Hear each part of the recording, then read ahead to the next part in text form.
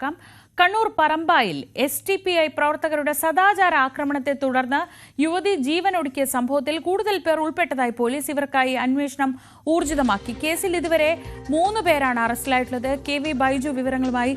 ബൈജു, ഇതുമായി ബന്ധപ്പെട്ട് കൂടുതൽ വിവരങ്ങളൊക്കെ അങ്ങിങ്ങായി വരുന്നുണ്ട്. എന്താണ് സംഭവിച്ചത്? ഇതിൽ ഈ കൂടുതൽ പ്രതികൾ ഉണ്ടെങ്കിൽ അവരെ കൃത്യമായി പോലീസ് തിരിച്ചറിഞ്ഞിട്ടുണ്ടോ? എന്തൊക്കെയാണ് വിവരങ്ങൾ?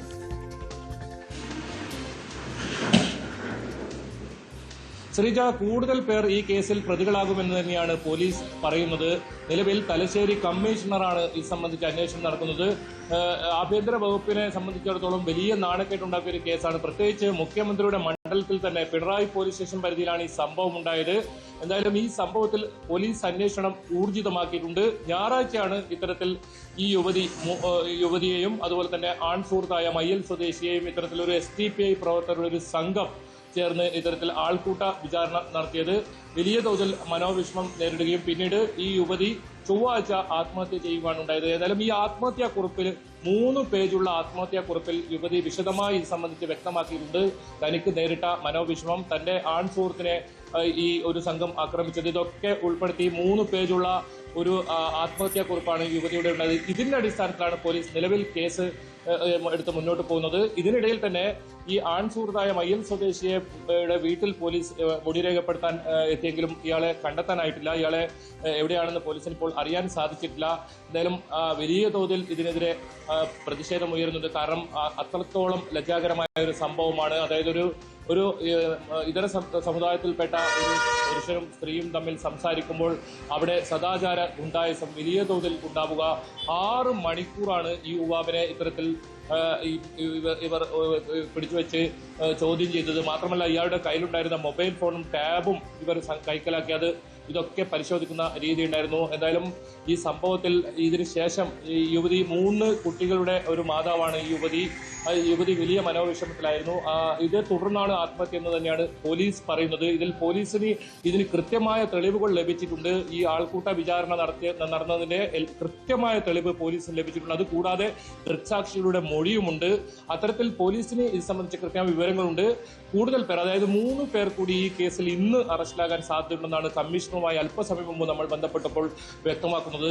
ഇതിനിടയിൽ ഈ യുവതിയുടെ മാതാവ് ഇപ്പോൾ രംഗത്തെത്തിയിരിക്കുന്നത് ഈ സംഭവം ഇത്തരത്തിൽ ഈ യുവാവും യുവതിയുമായി ഉണ്ടായ ആൺസുഹൃത്തുമായി സംസാരിക്കുന്നതിൽ ഉണ്ടായ ഈ ആൾക്കൂട്ട വിചാരണയല്ല എന്ന തരത്തിൽ ഈ ഒരു മാതാവ് ഒരു വെളിപ്പെടുത്തലുമായി മുന്നോട്ട് വന്നിട്ടുണ്ട്. യുവാവിനെതിരെ ചില ആരോപണങ്ങളും ഇവർ ഉന്നയിക്കുന്നുണ്ട്. അപ്പോഴും പോലീസ് പറയുന്നത് ഇത് കൃത്യമായ ആൾക്കൂട്ട വിചാരണ തന്നെയാണ് നടന്നത്. ഇതിൽ മനം നൊന്ത് തന്നെയാണ് ഈ യുവതി ആത്മഹത്യ ചെയ്തത്. കാരണം ആത്മഹത്യാക്കുറിപ്പിൽ ഇതൊക്കെ വിശദമായി വിവരിക്കുന്നുണ്ട്. ഈ കാര്യങ്ങളൊക്കെ, താൻ നേരിട്ട മനോവിഷമമൊക്കെ ഇതിൽ വിവരിക്കുന്നുണ്ടെന്നാണ് പറയുന്നത്.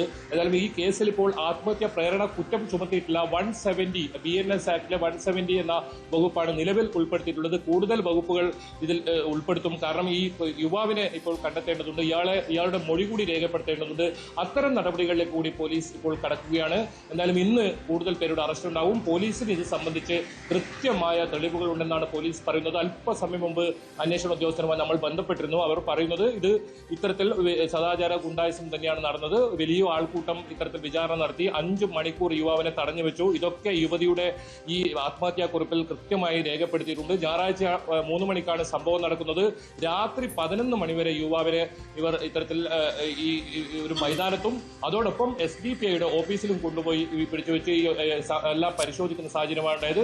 ഏറ്റവും ഒടുവിൽ യുവാവിന്റെയും യുവതിയുടെയും ബന്ധുക്കളെ വിളിച്ചു വരുത്തി അതിനുശേഷമാണ് ഇവരെ വിട്ടയക്കുന്ന സാഹചര്യം ഉണ്ടായത്. ഏതായാലും ആരാണ് ഇവർക്ക് ഇത്തരത്തിലുള്ള ഒരു അധികാരം നൽകിയത്? ഇത് തന്നെയാണ് PK ശ്രീമതി ഉൾപ്പെടെയുള്ള കണ്ണൂരിലെ നേതാക്കൾ ചോദിക്കുന്നത്. കാരണം കൃത്യമായ താലിബാനിസമാണ് ഇവിടെ നടന്നത്.